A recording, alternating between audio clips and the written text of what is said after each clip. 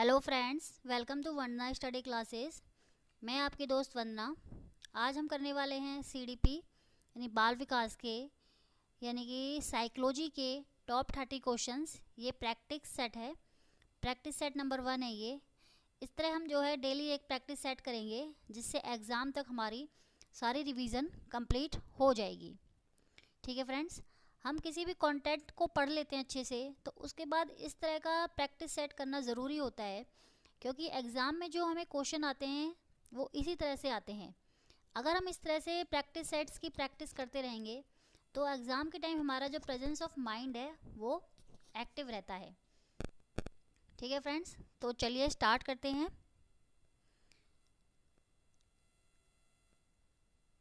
आज का first question है, निम्न में से किस मनोवैज्ञानिक ने संवेगात्मक बुद्धि पर काम किया है? किस वैज्ञानिक ने संवेगात्मक बुद्धि पर काम किया है? Harvard gardener, Daniel Goldman, John D mayor व पीटर साल्वे और उपरोक्त सभी। तो इन्होंने पूछा है संवेगात्मक बुद्धि पर काम किया है। तो हमें क्वेश्चन को जो है, कभी भी क्वेश्चन आए और हमें थोड़ा सा भी डाउट लगे तो उस क्वेश्चन को हमें कम से कम 2 बार जरूर रिपीट करना चाहिए ताकि वो क्वेश्चन पूरी तरह समझ में आए। इन्होंने पूछा है संवेगात्मक बुद्धि पर काम किया है, तो काम किस मनोवैज्ञानिक ने किया है? तो काम इन सभी ने किया है। हार्वर्ड गार्डनर ने भी संवेगात्मक बुद्धि पर काम किया है, डैनियल गोल्डमैन ने भी, जॉन डी मेयर और पीटर साल्वे ने भी। तो इसका जो आंसर हो जाएगा वो हो जाएगा उपरोक्त सभी। ठीक है फ्रेंड्स, नेक्स्ट क्वेश्चन है, बालक का सामाजिक व्यवहार प्रभावित होता है। बालक का जो है सामाजिक व्यवहार किससे प्रभावित होता है? इन्होंने 3 स्टेटमेंट दिए हैं। संस्कृति जिसमें वह जन्म लेता है, पर्यावरण जहाँ पे वो रहता है, और आर्थिक स्तर जिससे वह आता है। तो किसी भी बालक का जो व्यवहार है वो किन से प्रभावित होता है? इन तीनों से ही प्रभावित होता है। D is the right answer. ठीक है फ्रेंड्स, नेक्स्ट थर्ड क्वेश्चन है, निम्न में से किस मनोवैज्ञानिक को मौलिक व्यवहारवादी के रूप में वर्णित किया जाता है? किस मनोवैज्ञानिक को मौलिक व्यवहारवादी के रूप में जाना जाता है? पावलोव, वाटसन, स्किनर या बंड्यूरा? तो इसका सही आंसर हो जाएगा स्किनर। नेक्स्ट क्वेश्चन है, प्रश्नोत्तर विधि के जनक किसे माना जाता है? तो मॉन्टेसनरी, सुकरात, फ्रॉबेल या कार्डवेल को? तो प्रश्नोत्तर विधि का जनक जाना जाता है सुकरात को। और यदि इसकी जगह पूछा जाता प्रश्नावली विधि आपसे, प्रश्नावली विधि, ये 2 विधि हैं, सेम लगती हैं। अगर प्रश्नोत्तर पूछा जाए तो सुकरात होगा, और अगर आपसे प्रश्नावली विधि पूछी जाए तो उसका आंसर होगा वुडवर्थ।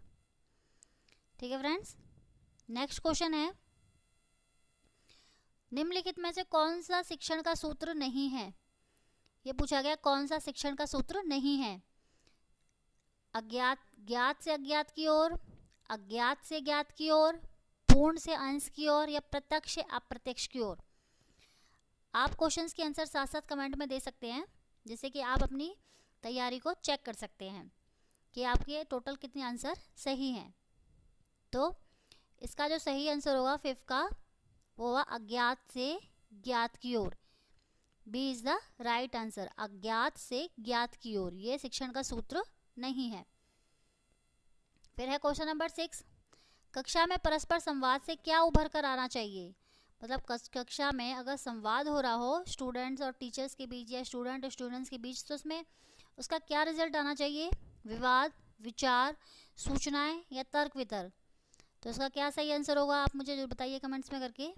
तो इसका जो सही आंसर होगा वो होगा बी, विचार। तर्क वितर्क से हमेशा विचार सामने आने चाहिए।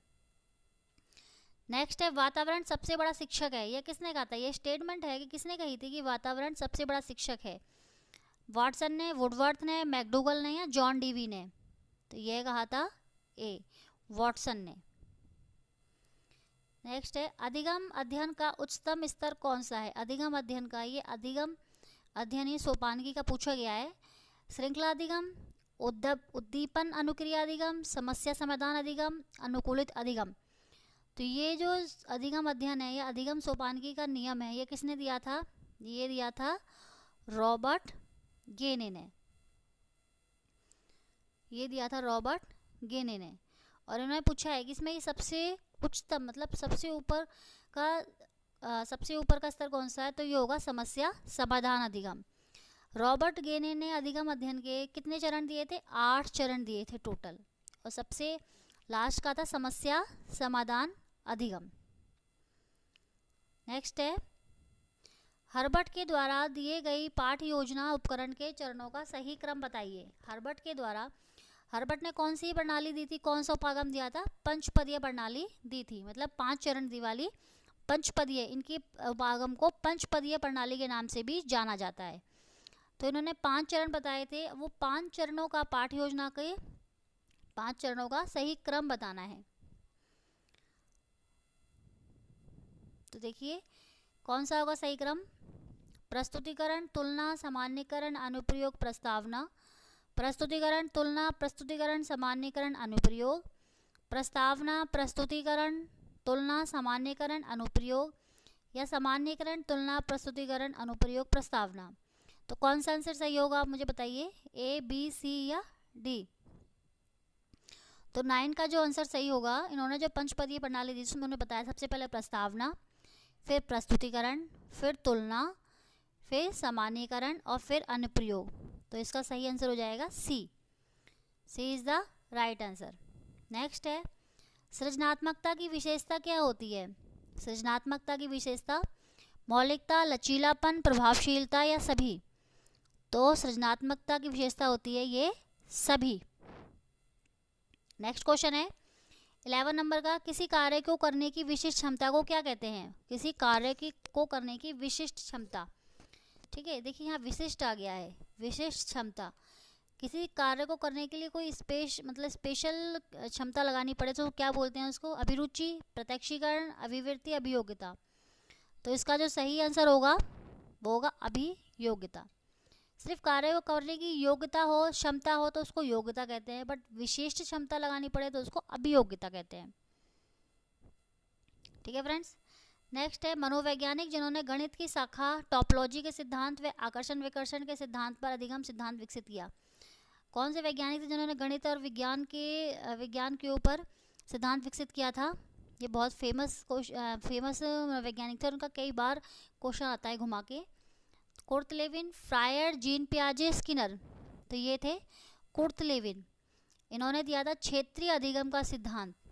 कुर्ट लेविन ने दिया था क्षेत्रीय अधिगम का सिद्धांत।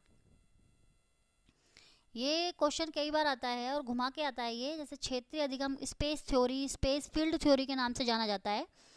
और इसे ये जो इन्होंने सिद्धांत दिया था ये गणित और विज्ञान के ऊपर आधारित था, तो इसे गणित का टोपोलॉजी का सिद्धांत भी कहते हैं। इसे विज्ञान में आकर्षण विकर्षण का सिद्धांत भी कहते हैं। ठीक है फ्रेंड्स। तो नेक्स्ट है, परीक्षण जो अनुदेशन के दौरान योजना बनाने व निदान के लिए किया जाता है। परीक्षण जो अनुदेशन के दौरान योजना बनाने व निदान के लिए किया जाता है। कौन सा परीक्षण है जो अनुदेशन के दौरान किया जाता है। योगात्मक, रचनात्मक, मानक या यह सभी। परीक्षण के दौरान जो भी मूल्यांकन किया जाता है तो वो कहलाता है रचनात्मक मूल्यांकन। इसे इंग्लिश में कहते हैं फॉर्मेटिव असेसमेंट या फॉर्मेटिव एवोल्यूशन।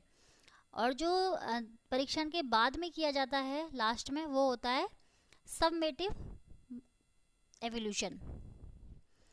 ठीक है फ्रेंड्स।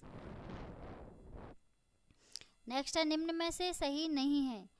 हमें बताना है इसमें से कौन सा सही नहीं है। अनाभ्यास का सिद्धांत थॉर्नडाइक ने दिया था, ये सही है। भाषा सापेक्ष सिद्धांत वहार्फ, ये वहार्फ होगा, वहार्फ ये भी सही है। संरचनात्मक अधिगम ब्रूनर ने, ये तो सही है। और चिन्ह अधिगम सिद्धांत कुर्ट लेविन, तो ये सही नहीं है फ्रेंड्स, क्योंकि चिन्ह अधिगम का सिद्धांत जो दिया था वो दिया था टॉलमैन ने। चिन्ह अधिगम का है, संकेत अधिगम का सिद्धांत दिया था टॉलमैन ने। तो इसका जो इसमें पूछा सही नहीं है तो ये वाला 4th नंबर का सही नहीं है। नेक्स्ट है, वर्तमान स्कीमा के द्वारा बाहरी दुनिया को समझने की प्रक्रिया है। ये जीन पियाजे का क्वेश्चन है कि स्कीमा, जहाँ स्कीमा वर्ड आ जाए ना मतलब वो जीन पियाजे का ही से रिलेटेड है। जीन पियाजे ने बाहरी दुनिया को समझने के लिए की प्रक्रिया को क्या वर्ड दिया है? संगठन, आत्मसातीकरण, तादात्म्यकरण या समायोजन? तो इसका आंसर होगा आत्मसातीकरण। ठीक है फ्रेंड्स, मेरी वीडियो आपको कैसी लग रही है मुझे कमेंट्स में ज़रूर बताइएगा। वीडियो को लाइक करके जाइएगा, चैनल को सब्सक्राइब कर लीजिएगा। रेड कलर का सब्सक्राइब का बटन होगा, उस पर क्लिक कर दीजिएगा ताकि आपको आने वाली वीडियो का नोटिफिकेशन सबसे पहले मिल सके।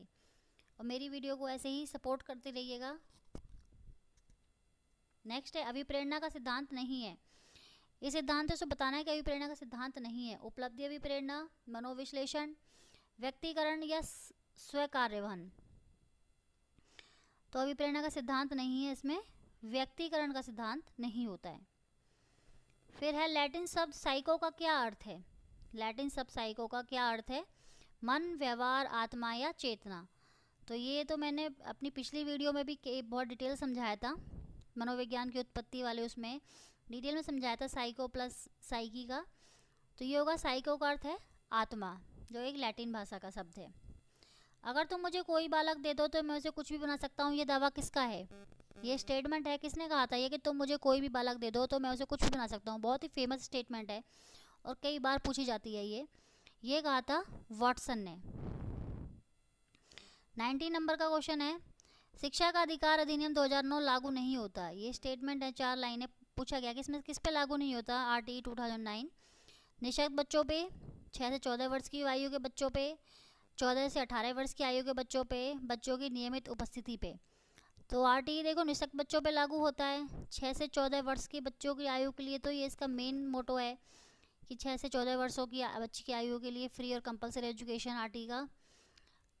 और बच्चों की नियमित उपस्थिति पर भी अप्लाई होता है, नहीं होता किस पर? 14 से 18 वर्ष के बच्चों पर।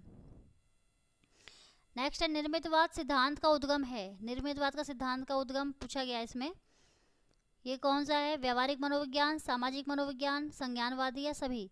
निर्मितवाद का उद्गम कहाँ से है? तो ये है संज्ञानवादी। ठीक है फ्रेंड्स, 20 नंबर के क्वेश्चन का आंसर हो जाएगा संज्ञानवादी मनोविज्ञान। नेक्स्ट है वृद्धि एवं विकास का मुख्य सिद्धांत है। पूछा गया है कि वृद्धि एवं विकास का मुख्य सिद्धांत है एकता का, व्यक्तिगत अंतर का सिद्धांत, तत्परता का नियम, उपरोक्त सभी। तो वृद्धि और विकास का होता है, सभी जानते हैं ये, कि व्यक्तिगत अंतर का सिद्धांत मुख्य सिद्धांत होता है, क्योंकि हर बच्चे की वृद्धि और विकास सेम नहीं होते हैं। सामान्य बालक प्राय किस आयु में बोलना सीख लेते हैं? पूछा गया है कि सामान्य बालक प्राय किस आयु में बोलना सीख लेते हैं? 16 माह में, 20 माह में, 11 माह में या 24 माह में? तो क्या आंसर होगा इसका क्वेश्चन नंबर 22 का? तो इसका सही आंसर होगा 11 माह में। ठीक है फ्रेंड्स, नेक्स्ट क्वेश्चन है 6 से 10 वर्ष की अवस्था में बालक रुचि लेना प्रारंभ कर देते हैं। 6 से बाल्यावस्था में बच्चा आता है तो किस चीज़ में वो ज़्यादा रुचि लेने लगता है? धर्म में, विद्यालय में, मानव शरीर में या यौन संबंधों में? और 23 का आंसर बताइएगा। बाल्यावस्था में बच्चे किस में रुचि लेने लगते हैं? विद्यालय में, अपने स्वाद के दोस्तों में। नेक्स्ट है CAT परीक्षण विधि कौन सी है? 24 नंबर का क्वेश्चन है, CAT परीक्षण विधि कौन सी है? तो ये कौन सी विधि है? CAT व्यक्तित्व परीक्षण की विधि है। कौन सी है? व्यक्तिनिष्ठ, प्रक्षेपी, अप्रक्षेपी और यह सभी। तो ये होगी 24 नंबर का CAT जो है वो प्रक्षेपी विधि है। CAT मतलब चाइल्ड एप्रिसिएशन टेस्ट है। और किसने बनाई है? इसके जनक कौन है इस विधि के? तो वो हैं लियोपोल्ड बैलक। CAT के प्रवर्तक कौन है? लियोपोल्ड बैलक। ये इनके द्वारा ये विधि बनाई गई है। कब स्टार्ट की गई थी ये? 1948 में। ठीक है फ्रेंड्स, 1948 में बनाई गई थी। और CAT में अगर पूछा जाए कितने कार्ड होते हैं, कई बार कार्डों की संख्या भी पूछ ली जाती है कि CAT में कितने कार्ड होते हैं परीक्षण के लिए? तो 10 कार्ड होते हैं इसके अंदर।